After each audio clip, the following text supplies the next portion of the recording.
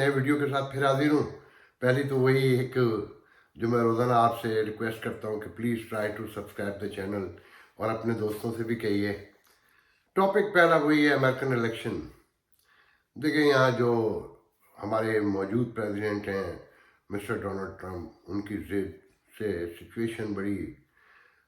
Chaos कहना चाहिए बहुत बढ़ रहा है और लोग बहुत परेशान होना शुरू हो गए हैं और रिपब्लिकन की एक बहुत बड़ी तादाद अभी उनके साथ खड़ी हुई है कि लीगल इश्यूज हैं। आज उन्होंने कहा है कि there is no any thinking to do any कंसीड और अब आखिरी जुमला तो बड़ा ही अजीब है कि लॉन्ग वे टू गो, मतलब उनका कोई इरादा नहीं है। मगर देखें सारी बात वही है कि जॉर्जिया में जो रन ऑफ है 2 सेनेट की सीट पर, वो बहुत कांटे का मुकाबला है। अगर ये अभी कंसीव कर लेते हैं, जैसी कंसीव होगा वहाँ सिचुएशन चेंज हो जाएगी। आपको पता है ना कि जैसे गिलगित बल्तिस्तान का आपने सुना कि वहाँ पर लोग उनके साथ जाते हैं जिसकी मौजूद हुकूमत फेडरल गवर्नमेंट होती है इस्लामाबाद में कि फ़ंड मिलेंगे। तो सारी दुनिया के इंसान एक जैसे ही होते हैं, तो वहाँ भी ये फ़र्क पड़ सकता है। गो कि कुछ लोगों का ख्याल ये है कि अगर वो कंसीड कर भी लें तब भी सिचुएशन नहीं चेंज होगी कि दोनों तरफ की तकसीम इतनी गहरी हो गई है कि आज ओबामा ने कल पहले तो कहा कि मैं ब्लैक मैन सदर तो बन गया, मगर इस मुल्क में तकसीम गहरी हो गई, काले की, गोरे की, कलर की। और आज उन्होंने बहुत ही अजीब बात की कि इस तकसीम को कैसे ख़त्म करेंगे, ये एक बहुत बड़ा चैलेंज है। फिर एक रिपब्लिकन ही फार्मर कांग्रेस मैन है जो हाउस कमेटी के फॉरेन रिलेशन कमेटी के चेयरमैन भी शायद रहे हैं, वो और माइक रॉजर, उनका कहना है कि इस मुल्क में अगर ये उन्होंने जल्द कंसीड नहीं किया मिस्टर ट्रंप ने और इक़्तिदार छोड़ने का ऐलान नहीं किया और पीसफुल पावर ट्रांसफ़र नहीं हुई, तो वो लोग जीत जाएंगे जो इस मुल्क में काले, गोरे और मुसलमान, ईसाई, राइट और लेफ़्ट की ग्रुप बनाना चाहते थे। तो समझिए फिर कि ये ग्रुप बन गए और इस मुल्क की सलामती, अमन, खुशहाली, तरक्की सब ख़तरे में पड़ जाएगी। दूसरी तरफ जनाब सिचुएशन यह है कि कोरोना के 11 मिलियन केसेस हो चुके हैं और एक एक दिन में 2-2 लाख केस पॉजिटिव आ रहे हैं। कल 1300 लोग मरे हैं इस कोरोना से और वैक्सीन के लिए ये कहा जाता है कि वो अप्रैल या मई में आम आदमी के लिए अवेलेबल होगी और पहले वो 20 मिलियन ए मंथ आएगी। 331 मिलियन की तो यह आबादी है। फिर एक नया झगड़ा ये है कि कितने लोग लगवाएंगे, कितने नहीं लगवाएंगे, कि कुछ पोलिटिसाइज की है। हमारे गवर्नर न्यूयॉर्क ने ही, जो न्यूयॉर्क के गवर्नर हैं क्रिस कोमो, मिस्टर कोमो, उन्होंने ही कह दिया कि हम पहले चेक करेंगे, क्योंकि उनका नाम लेके प्रेसिडेंट ने भी जो वैक्सीन पर परसों तकरीर प्रेस ब्रीफिंग की थी उसमें कहा था कि शायद हम न्यूयॉर्क को ना दें कि वहाँ का गवर्नर जो है वो पिछली एक बहस से वो एक लंबी बात हो जाएगी। तो गवर्नर कोमो ने अपने रिएक्शन में कहा कि नहीं, हम एक्सेप्ट करेंगे जब पूरा मुल्क करेगा तो, मगर हम उसे पहले चेक करेंगे। मगर सबसे बड़ा मसला जो नाइट मेयर है वो 20 मिलियन अगर मंथली आएगी तो उसकी डिस्ट्रीब्यूशन कैसे, ट्रांसपोर्ट होगी, कब पहुंचेगी, कैसे पहुंचेगी, कितने लोग लगवाएंगे। उस वक्त तक कहते हैं कि जी मार्च तक 2 लाख लोग और मर जाएंगे, खुदा न खास्ता। मतलब 2 लाख तो 45,000 तो हो चुके, 28% कहते हैं कि अनरजिस्टर्ड हैं जिनका कहीं जिक्र ही नहीं है। 2 लाख और मरेंगे, तकरीबन 5 लाख अब ये फिगर चला जाएगा। 2,45,000 तो इस वक्त रजिस्टर्ड फिगर है ना अमवात का। तो देखें ये सिचुएशन है और लॉकडाउन बढ़ते जा रहे हैं। स्कूल खोलेंगे नहीं खोलेंगे, न्यूयॉर्क के ही गवर्नर ने पहले ऐलान किया कि मंडे से स्कूल बंद हो जाएंगे, मगर मेयर न्यूयॉर्क ने कहा कि नहीं अभी स्कूल खुले रहेंगे। मिशिगन ने ये कह दिया कि जरा वो स्कूल बंद कर दिए उन्होंने, बार वगैरह और ये सोशल डिस्टेंसिंग बढ़ा दी है। मिशिगन के गवर्नर पे मुझे याद आया कि उन्होंने कहा, उनसे पूछा गया कि आपके यहाँ कोई बेकायदगी हुई, تو انہوں نے کہا کہ 14 ٹائم ڈونلڈ ٹرمپ کے مقابلے میں 2016 کے جس نے ووٹ سے وہ جیتے تھے، تو 14 ٹائم سے بائیڈن جیتے، اور ہمارے یہاں کوئی انریگولیٹی نہیں ہوئی ہے، کوئی فالس فرڈلینڈ ووٹ نہیں پڑا ہے، اور اس کا کوئی ثبوت نہیں ملتا، جس کا جو امریکن الیکشن کمیشن ہے اس نے بھی کہہ دیا، اور ہوم لینڈ سیکورٹی نے بھی کہہ دیا کہ یہاں کوئی ایسے شواہد موجود نہیں ہیں۔ اور پھر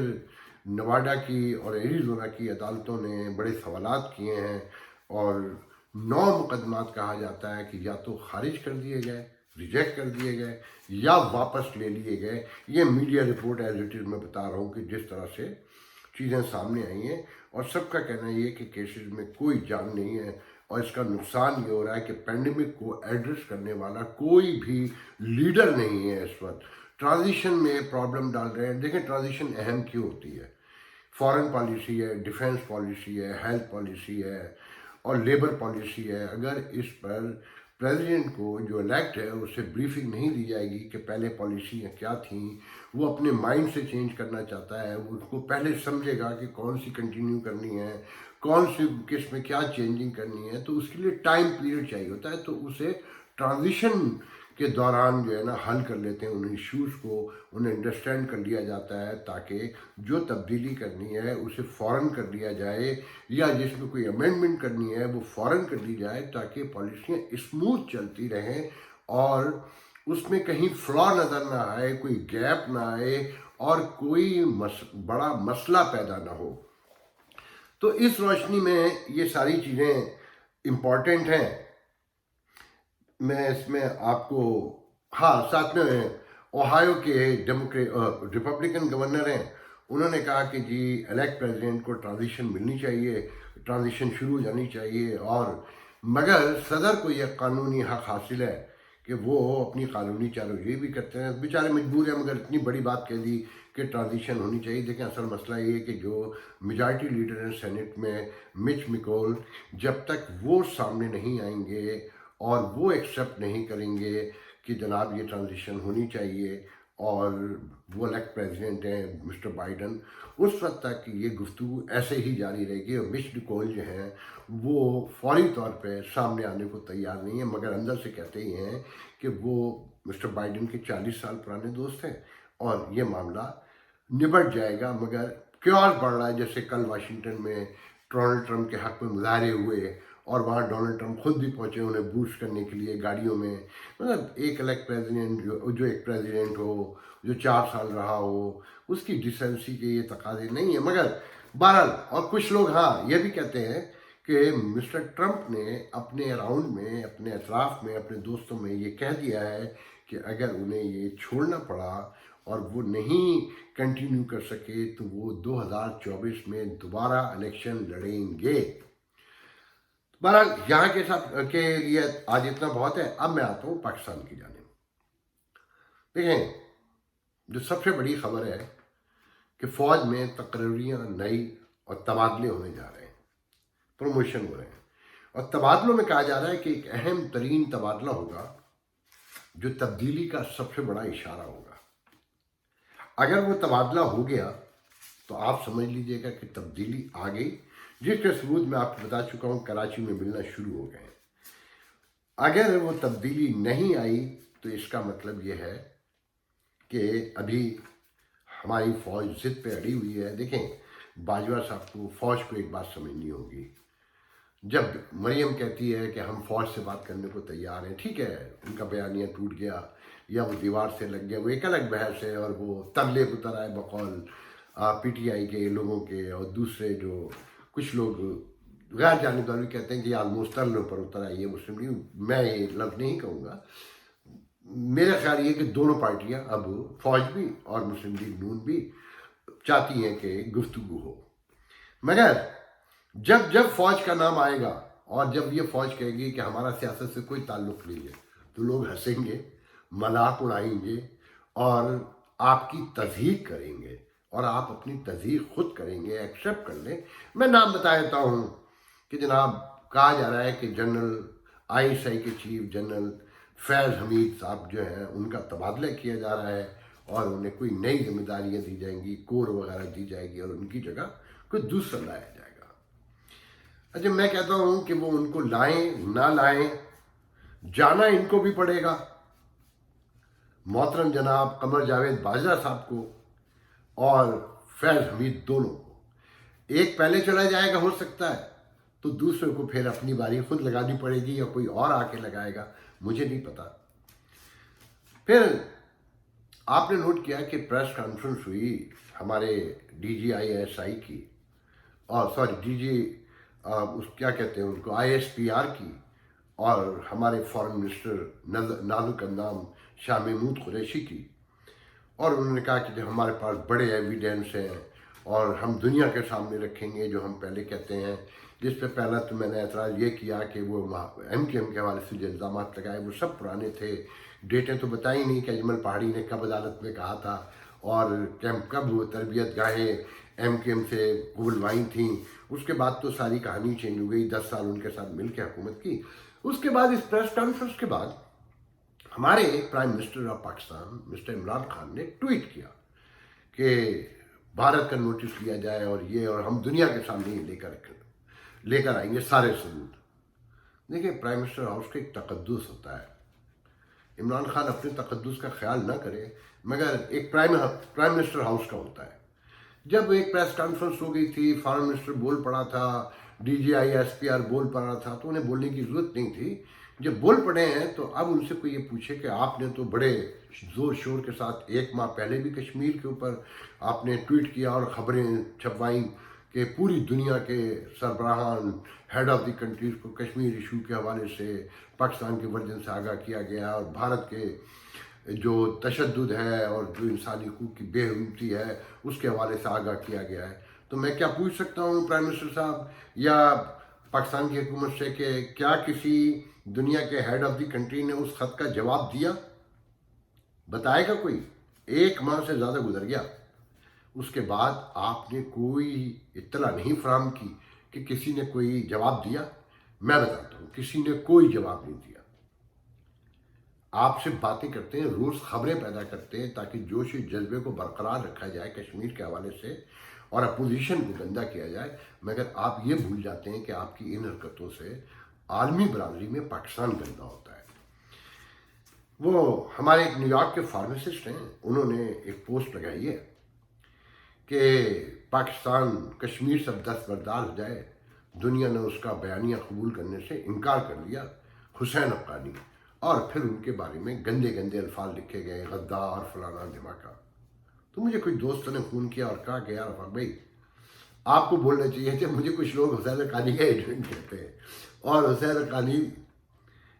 میں نہیں اس پہ کچھ کہوں گا کہ میں کسی کو ناراض بھی نہیں کرنا چاہتا، تو اگر خوش نہیں کر سکتا تو ناراض بھی نہیں کرنا چاہتا۔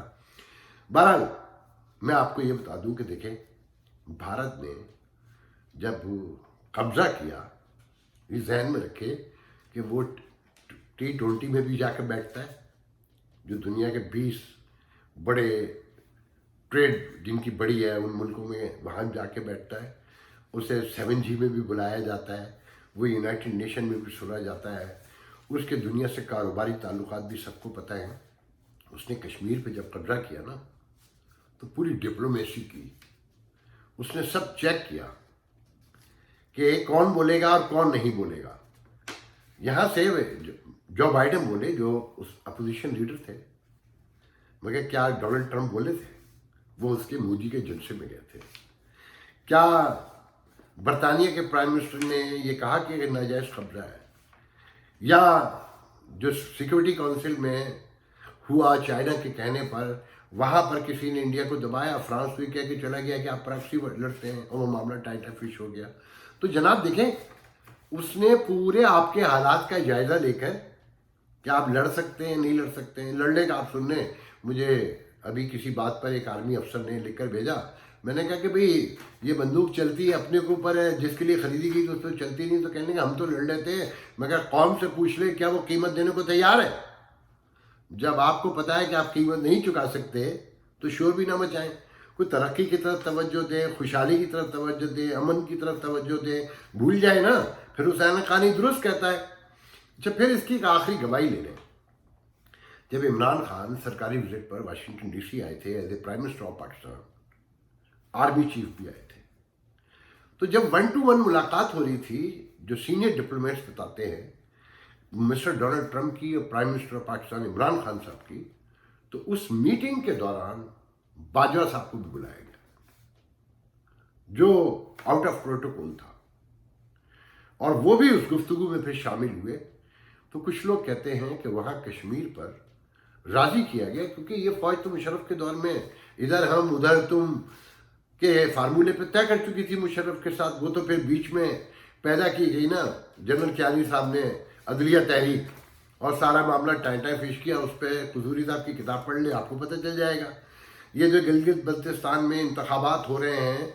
اور صوبہ بنانے کی بات ہو رہی ہے کہ اگر یہ متنازع علاقہ ہے تو پاکستان اس میں صوبہ بنا سکتا ہے آئینی طور پر،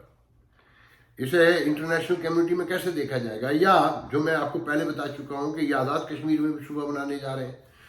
تو جناب یہ سب کچھ مرضی سے، اگر خدا نہ خواستہ یہ مان لیں کہ ایک لمحے کو مرضی سے نہیں ہوا، مگر بھارت نے ویل کیلکولیٹیولی گیم کھیلا ہے اور پاکستان کو فارغ کیا ہے۔ اب اس پہ میں چلتے چلتے آپ کو آخر میں بے نظیر بھٹو سے اپنی ایک گفتگو سنا دیتا ہوں جو بارہا دہرائی ہے، کہ میں نے آپ کو بتایا تھا کہ جب انہوں نے کہا تھا کہ دعا کیجیے گا فاروقی صاحب ڈالر 100 کا نہ ہو،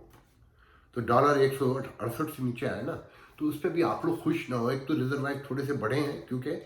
جو مڈل ایسٹ سے لوگ فارغ ہوئے ہیں تو وہ اپنا سرمایہ بھیج رہے ہیں، پھر دوسرے آپ کے ریزروائر کیوں اس وقت مینٹین ہو رہے ہیں؟ دیکھیں انٹرنیشنل ٹریول بند ہے، حج عمرہ بند ہے، باہر سے بڑا سامان بھی اب کوئی نہیں آ رہا، اور سب سے بڑا تو ٹریول بند ہو گیا نا، کہ لاکھوں پاکستانی باہر جاتا تھا، لاکھوں لوگ باہر پاکستان آیا کرتے تھے، American Pakistani, European Pakistani, middle east کے پاکستانی، نیوزی لینڈ، آسٹریلیا، پوری دنیا سے آتے تھے نا،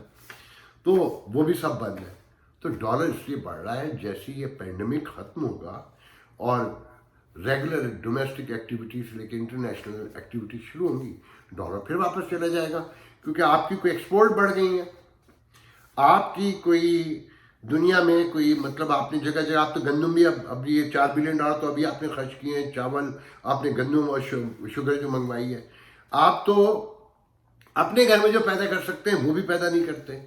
تو ذہن میں رکھیے کہ کشمیر پر آپ کو شور سنایا جا رہا ہے کہ خط لکھ دیا ہے اور اب قیامت آ جائے گی، اس کے بعد غائب۔ اب یہ کہ ایویڈنس مل گئے ہیں، ایک ہفتے شور پڑے گا، اس کے بعد غائب، پھر ایک نیا شوشہ لے کر آ جائیں گے۔ آپ کو حضور بہلایا جا رہا ہے، کشمیر جا چکا ہے اور یہ کچھ بھی نہیں کر سکتے۔ وہ بھی میں نے آپ کو بتا دیا کہ کہتے ہیں کہ جناب ہم تو لڑنے کو تیار ہیں، قوم سے پوچھ لیجئے کیا وہ قیمت دینے کو تیار ہے؟ تو قیمت تو قوم نے کے پاس ہے کیا جو اب دے گی؟ آپ کو آخر میں بتاتا چلوں کہ یہ جو شوگر کا اور آٹے کا بحران پیدا ہوا،